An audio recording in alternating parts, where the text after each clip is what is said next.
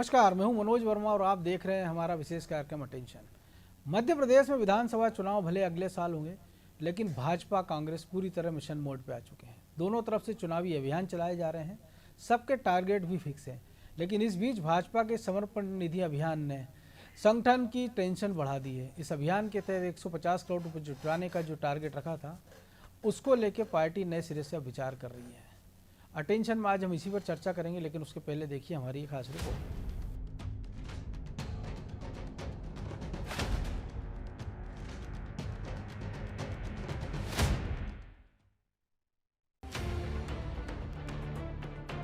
मध्य प्रदेश में इन दिनों चुनावी अभियानों का रेला सा चल पड़ा है। नाम अलग अलग, लेकिन टारगेट सबका एक, बस यही चल रहा है।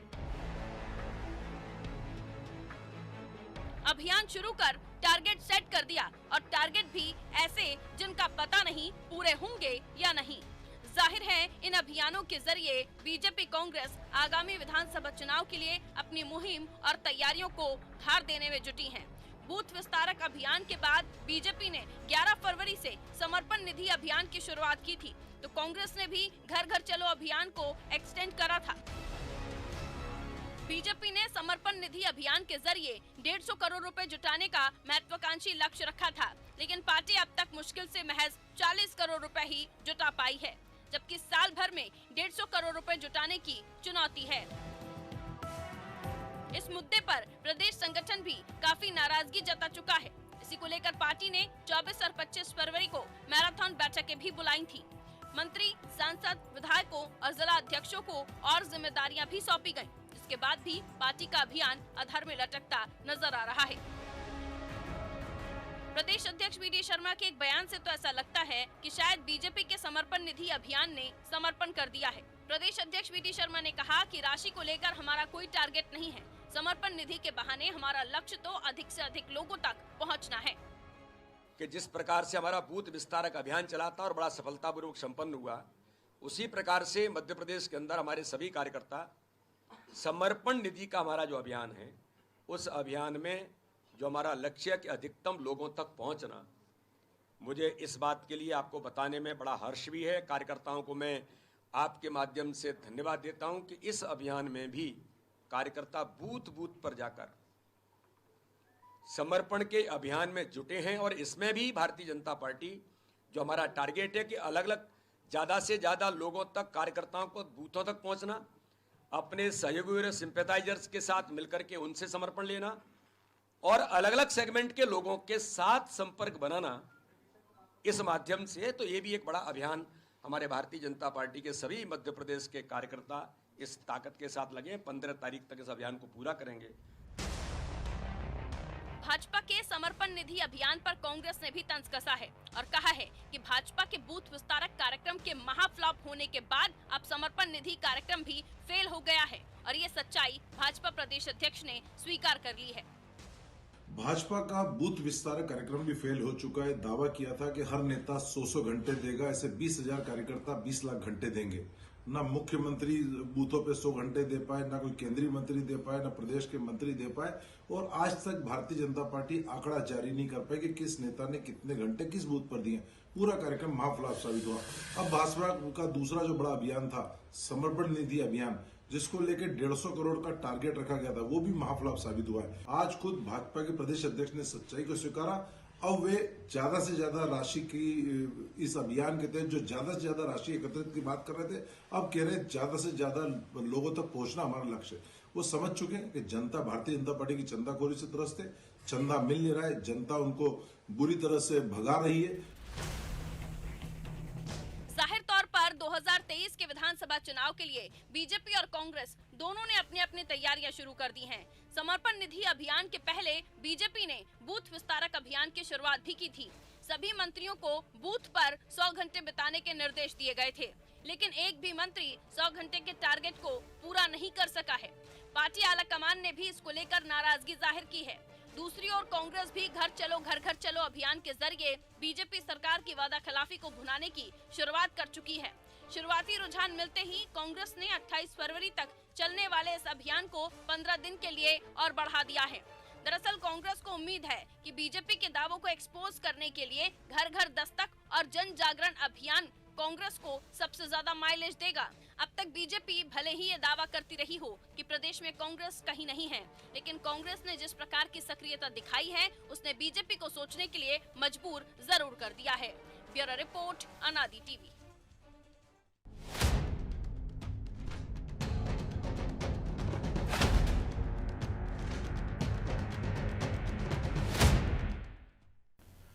तो इसी पर चर्चा करने के लिए हमारे साथ जुड़ गए वरिष्ठ पत्रकार खिलावन चंद्राकर और हमारे सहयोगी ब्रजेश चौक से। बहुत स्वागत है खिलावन जी आपका अनादि टीवी पर। नमस्कार नमस्कार। और एक बड़ा हम देखते हैं कि लोकतंत्र में या चुनावी जीत का आंकड़ा जब आपका बड़ा बनता है, जब आप ज़्यादा लोगों तक पहुंच पाते हैं, ज़्यादा लोगों तक आपकी अप्रोच रहती है, ज़्यादा लोगों से आप सीधे जुड़ पाते हैं। और जो कुछ आज वी डी शर्मा ने कहा है समर्पण निधि अभियान को लेकर, उन्होंने एक तरह से अपना टारगेट भी बता दिया है कि समर्पण निधि अपनी जगह है, लेकिन उनकी जो लक्ष्य है वो यही है कि ज़्यादा लोगों तक पहुंचना। क्योंकि हम देखते हैं कि जब आप ज़्यादा लोगों तक अपनी विचारधारा लेकर जाते हैं तो बड़ी संख्या में एक ऐसा फ्लोटिंग वोटर रहता है जो आखिरी समय पे अपना मन बनाता, मानस बनाता है, वो आपके लिए निर्णायक साबित होता है। और इस दिशा में जब बीजेपी अगर कदम बढ़ा रही है बूथ विस्तारक के बाद, हम ये जरूर कह सकते हैं कि समर्पण निधि में वो उन्होंने समर्पण कर दिया है कि 150 के टारगेट ही है, लेकिन वो टारगेट अभी 31 मार्च तक उनका चलना है और लगभग कह सकते हैं पूरा महीना बचा। उसके बाद भी अगर 40 करोड़ रुपए का टारगेट उन्होंने हासिल कर लिया तो एक बड़ी उपलब्धि। देखिए, जैसे जैसे चुनाव नजदीक आते जाएंगे इसी तरह के कार्यक्रम दोनों दलों के द्वारा किए जाएंगे। मैदानी स्तर पर कार्यकर्ताओं को सक्रिय करने के लिए ज्यादा से ज्यादा लोगों तक अपनी पार्टी, अपने पार्टी नेताओं के, अपने सिद्धांतों के पहुंच बनाने के लिए इस तरह के प्रयास जारी रहेंगे। देखिए, जो जो हश्र मुझे तो नहीं लगता कि बहुत बुरा हश्र हुआ है बूथ विस्तारक अभियान का। ये बात अलग है कि जितना समय देने की बात कही गई थी अधिकांश नेताओं ने उतना समय नहीं दिया। तो वो तो लेकिन ये भी कह सकते हैं क्योंकि अगर आप मुख्यमंत्री से उम्मीद करेंगे तो मुख्यमंत्री के पास तो बाकी कामकाज होते हैं, जो मंत्री होते हैं उनके पास बहुत सारे कामकाज होते हैं। ऐसा अंडर एस्टिमेट करके कई कार्यक्रम घोषित कर दिए जाते हैं कि कोई मुख्यमंत्री 100 घंटा थोड़ी देगा भाई। कोई मंत्री भी 100 घंटा किसी की पार्टी के कार्यक्रम में। खिलावन जी, उनको भी फटकार लग गई और समय बढ़ा दिया कि आपको जाना ही है बूथ पर, तो मंत्री भी लेकिन जाएंगे। हाँ, भाजपा है और ऐसा भाजपा में ही हो सकता है। लेकिन केंद्र, क्योंकि राष्ट्रीय भाजपा का अभियान था, छत्तीसगढ़ में भी देखा ये अभियान, में यहाँ भी देखा इस अभियान को, तो निश्चित रूप से कड़ी नजर अपने के कैमरे से, अपने मीडिया माध्यमों से, अपने दूसरे माध्यमों से केंद्र की भाजपा के केंद्रीय नेता इस पर रखे हुए हैं। और निश्चित रूप से यदि गड़बड़ी होती, कहीं कोताही बरती जाती तो उस पर फटकार भी लगती और लगाई भी गई है। दूसरी बात, जो जहाँ तक मुझे लगता है कि आप 40 करोड़ की बात कर रहे हैं, मुझे लगता है कि 40 करोड़ बहुत बड़ी राशि होती है। इससे पहले 40 करोड़ की राशि की सीमा को पार नहीं कर पाई थी भाजपा। कई बार हमने देखा तो 2-3 साल से आंकड़ा लगभग 10-11 करोड़ के आसपास ही रहा है। 11 करोड़ 12 करोड़ 15 करोड़ तक भी गया है, तब तो वहां तक रहता था। तो एक बड़ी उपलब्धि है। मैं नहीं मानता कि 150 करोड़ की बहुत बड़ी जो है टारगेट है, उस तक भी पहुंचा जा सकता है। अभी समय भी है, अब लगभग महीने भर का समय है भाजपा के पास। और आज भी देखो आप, जो अभियान चल रहा है निधि संग्रह का अभियान कहीं न कहीं रोज हो रहा है। मैं कई जिलों में कल सागर में 31 मार्च तक ये चलना है और हो सकता है कि इसका तो समय सीमा और बढ़ा भी दी जाए। जगह जगह इसका प्रभाव दिख रहा है और लोग सक्रिय हैं। आज भी आपने देखा होगा कि राजस्व परिवहन मंत्री गोविंद सिंह ने खुद अपनी समर्पण निधि समर्पित किया।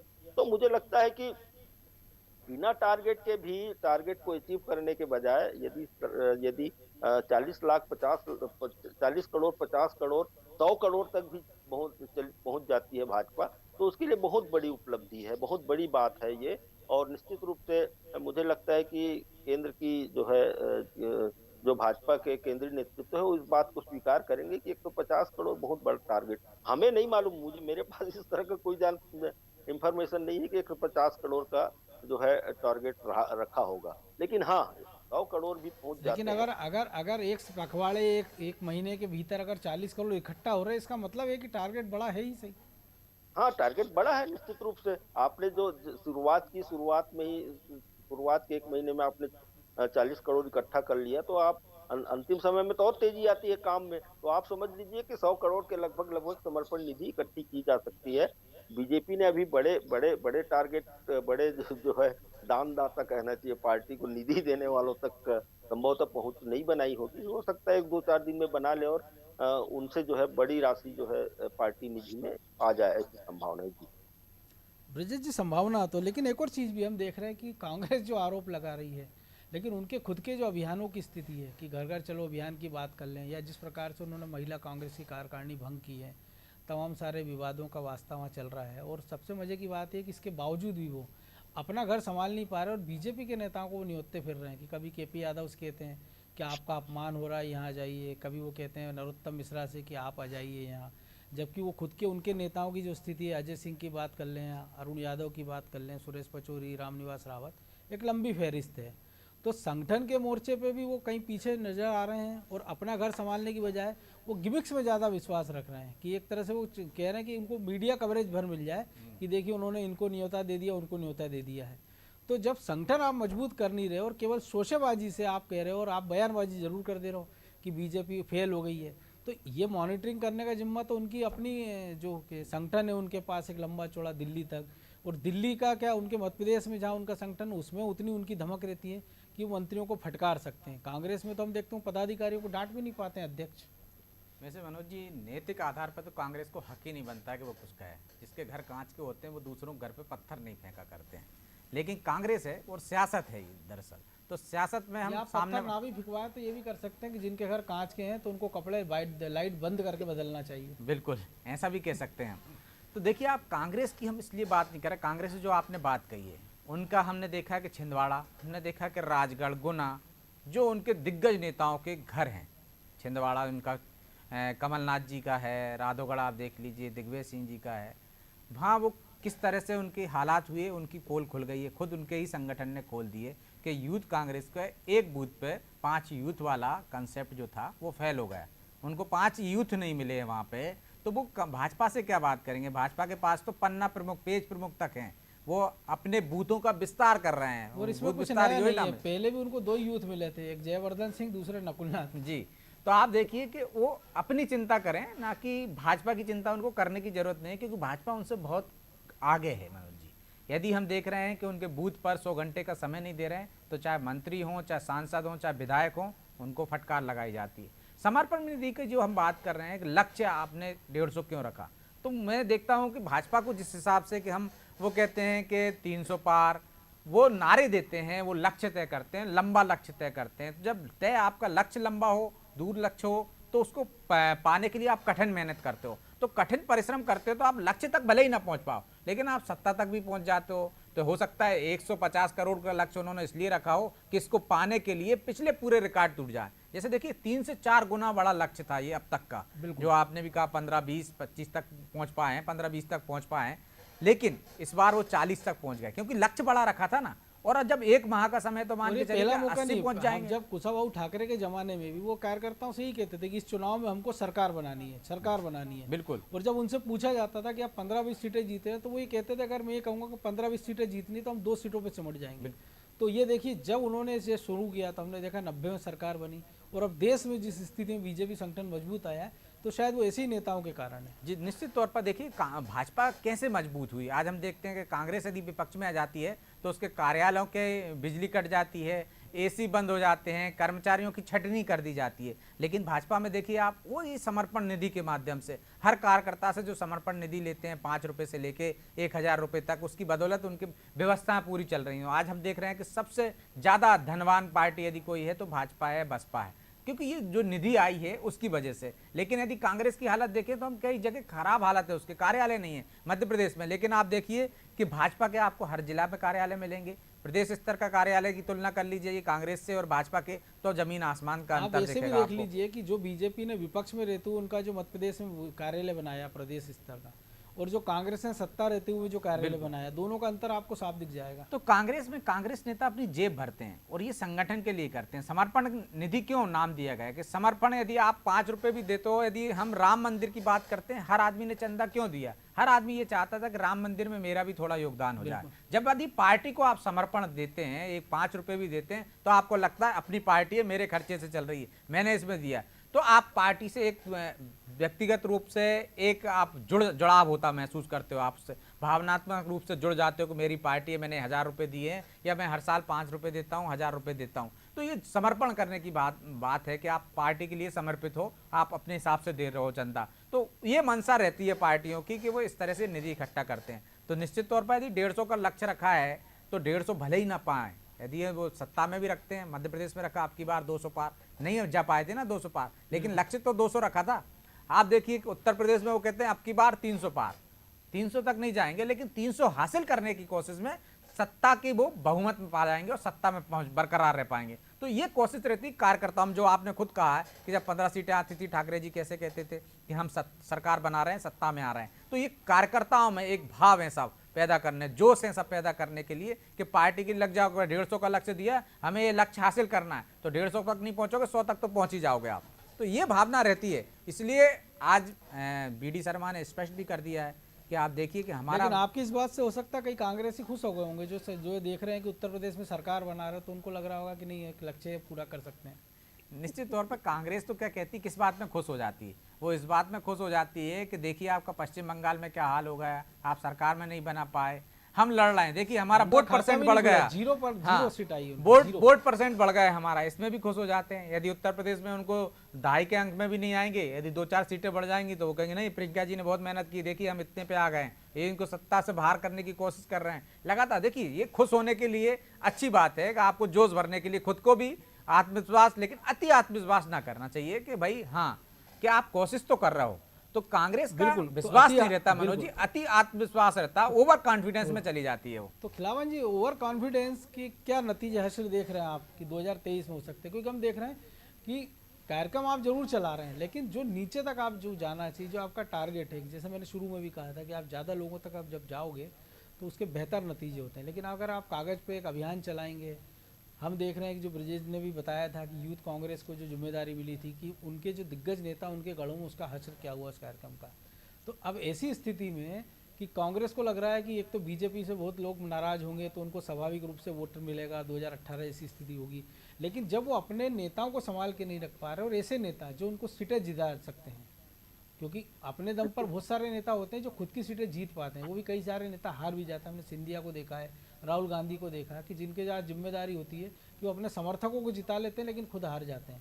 तो जब तक आप अपने नेताओं को नहीं सहेजेंगे, और एक ऐसे नेता जिनका अलग अलग जाति, समुदाय, समूह, क्षेत्रों में प्रभाव है, और फिर आप बात करेंगे कि हम बीजेपी से टक्कर लेंगे, बीजेपी को टक्कर देंगे, सरकार बनाने का मंसूबा देख रहे हैं, तो जाहिर सी बात है कहीं ना कहीं आप लक्ष्य से भटक रहे हैं। निश्चित रूप से लक्ष्य से भटक रहे हैं। आने वाले चुनाव में जो 2023 में जो चुनाव होने हैं, उसमें इसका खामियाजा भुगतना भी पड़ सकता है। सबसे बड़ी बात यही कहना चाहता हूँ मनोज जी कि देखिए, कांग्रेस में अभी एकला चलो की पद्धति बहुत जब से जो है कमलनाथ जी पावर में आए हैं मध्य प्रदेश में, तब से एकला चलो की नीति चल रही है। कई नेता दरकिनार कर दिए गए हैं, अब नाम गिनाने की जरूरत दिक्कत नहीं ये थे तो उन्होंने जब अरुण यादव था तो उसको चलने ही नहीं देते थे, वो कांतिलाल भूरिया था उसको चलने ही नहीं देते थे।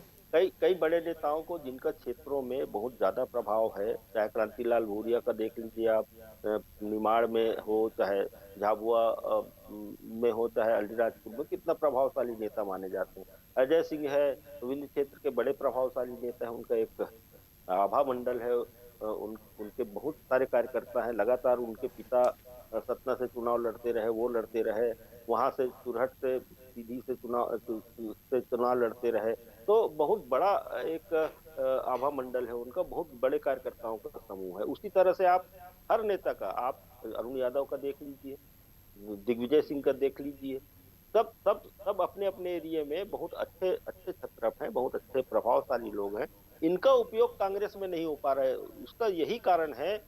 इसलिए जो है आपने देखा होगा कि जो भी कार्यक्रम चलाया जाता है, अभी महिला कांग्रेस ने पूर्व अध्यक्ष ने अभी जब जो इस्तीफा देके गई हैं, उनने जो है जायसवाल, मिसेस जायसवाल ने अर्चना तो जायसवाल। आपने देखा होगा, जी। अर्चना जायसवाल ने, तो उसने जो लड़की हूँ लड़ सकती हूँ अभियान के लिए घोषणा कर दी। क्या हुआ? कहीं कहीं देखा आपने एक आध दो जगह कहीं लड़कियां जो है आके नारेबाजी करने लगी? नहीं करी तो कर लड़कियां लड़ी रही थी, इसीलिए तो मध्य प्रदेश में कार्यकारिणी भंग करना पड़ी। दूसरा दूसरा दूसरा भी घर घर चलो अभियान का असर आप जानते हैं।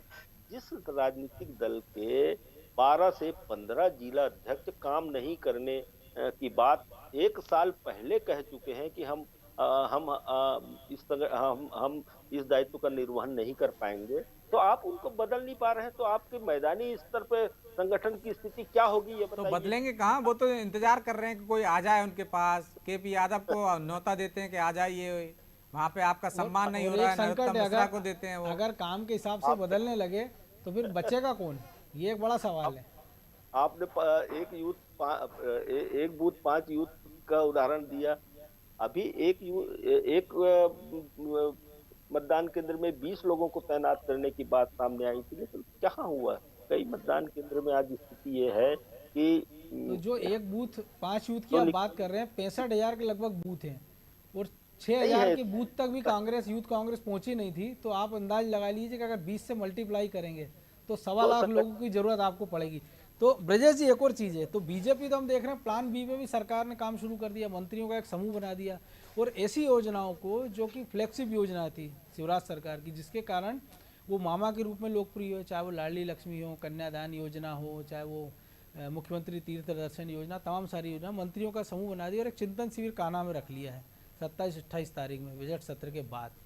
तो वो तो अगले लेवल की तैयारी भी कर रहे हैं कि जिन लोगों को हम उपरत नहीं कर पाए या जिन लोगों तक लाभ नहीं पहुंचा पाए या जिनको लाभ ही मिला है उनको एक बार उन तक कैसे पहुंचना है, उसकी तैयारी बीजेपी ने अगले लेवल की शुरू कर दी है। लेकिन कांग्रेस तो जहां खड़ी थी वहीं खड़ी नजर आ रही है। देखिए मनोज जी, बीजेपी लगातार अपने हितग्राहियों के पास जाती रही है। लेकिन कोरोना काल के बीच की जो समय है 2 साल यदि हम छोड़ दिया जाए तो इससे पहले हितग्राही सम्मेलन करती रही है, बाकायदा मंत्री जाते थे, लेकिन इस मुख्यमंत्री कोरोना काल जाते में थे। हमने देखा मुख्यमंत्री संवाद करते रहे हर वर्ग से। और सीधा जब बेनिफिट देते हैं उनको, जो भी हितग्राही है, आज भी मुख्यमंत्री सीधे उनके खातों में पैसे डालते हैं, तो सीधा संपर्क करते हैं, चाहे प्रधानमंत्री से लेकर चाहे हम मुख्यमंत्री की बात कर रहा हूँ। तो अब वो चूंकि अब 2023 में चुनाव है मध्य प्रदेश के, तो आपको ये जो गतिविधियां जो ठप पड़ गई थी उनको तेजी से लाना पड़ेगी, लोगों को फिर वही लोकप्रिय जो योजनाएं थी शिवराज जी की उनकी तरफ बढ़ना पड़ेगा, उनमें कहीं लूप होल ना रहे। हमने देखा कि सिरोंज में किस तरह से मामला बिल्कुल सामने आया कि अधिकारियों ने कोरोना काल का फायदा उठा के किस तरह से भ्रष्टाचार किया, उस पर सरकार जांच कर रही है और बड़ा भ्रष्टाचार किया, वो लूप होल है उनको दूर किए जा रहे हैं। हमने देखा इसलिए एक अस्पतालों कमेटी का बनाई। जो मामला आया था उसमें जब एक्शन हुआ था कि ज्यादा पैसे लिए या गलत इंजेक्शन लगे, तो उसमें भी आप देखिए सरकार ने बाकायदा पैसे वापस कराए लोगों को, तमाम तरह की वो। तो अब जो खामियां नजर आई हैं इनको दूर करते हुए उनका जो 80 असली हितग्राही हैं, जो इसके हकदार हैं, खासकर उनको कैसे लाभ पहुंचाया जाए ये देखेगी ये समिति। और कहीं भी किस तरह की ऐसी गड़बड़ियां हैं जो संज्ञान में आ रही हैं, अधिकारियों के संज्ञान में आ रही हैं, नीचे से फीडबैक से आ रही हैं, विधायकों के संज्ञान में आई हैं, मंत्रियों के संज्ञान में आई, तो जो मंत्री समूह की जो कमेटियां बनाई हैं ये अपने विचार रखेंगी और उनमें जो संशोधन करेंगे बाद में बाकायदा, और किस तरह से उनका उपयोग और नीचे तक उनको ज़्यादा से ज़्यादा लोग लाभ ले सकें, इसके लिए कमेटी बनाई गई। क्योंकि चुनाव में ये योजनाएं पहले भी शिवराज जी को मामा भैया पूरे देश में जिस तरह से उनकी एक ख्याति बनी है, जिस तरह से पहचान बनी है मध्य प्रदेश में, यही कारण है कि शायद उत्तर प्रदेश में उनका अधिकतम है और उत्तराखंड में उपयोग पार्टी कर भी रही है। बिल्कुल। और हम देख रहे हैं कि उनकी योजनाओं को दूसरे राज्य अपना रहे हैं। तीर्थ दर्शन योजना की हम बात करें मनोज जी, तो बाकायदा आम आदमी पार्टी ने उसको अपनाया, दिल्ली में, उत्तर प्रदेश में अपना है, हिमाचल में अपना है, और अन्य राज्य भी, कांग्रेस शासित राज्य भी उस श्रेणी में नाम बदल देते हैं भले, लेकिन उस दिशा में बढ़ रहे हैं। तो निश्चित तौर पर इन योजनाओं का कैसे ज़्यादा से ज़्यादा लोगों को फायदा मिले और इसका फायदा पार्टी को कैसे मिले 2023 में, इसके लिए कमेटी बनाई है। तो उसमें चिंतन भी होगा, मनन भी होगा, कमियां होंगी उनको दूर किया जाएगा और कुछ बेहतर करने के सुझाव भी लिए जाएंगे निश्चित तौर पर। और जिस प्रकार से जो नाम दिया समर्पण निधि, तो निधि ना दें लेकिन समर्पण जरूरी, और शायद इसका अभाव कांग्रेस में हम देख सकते हैं। बहरहाल समय इजाजत नहीं दे रहा है, इसलिए इस चर्चा को यहीं विराम देंगे।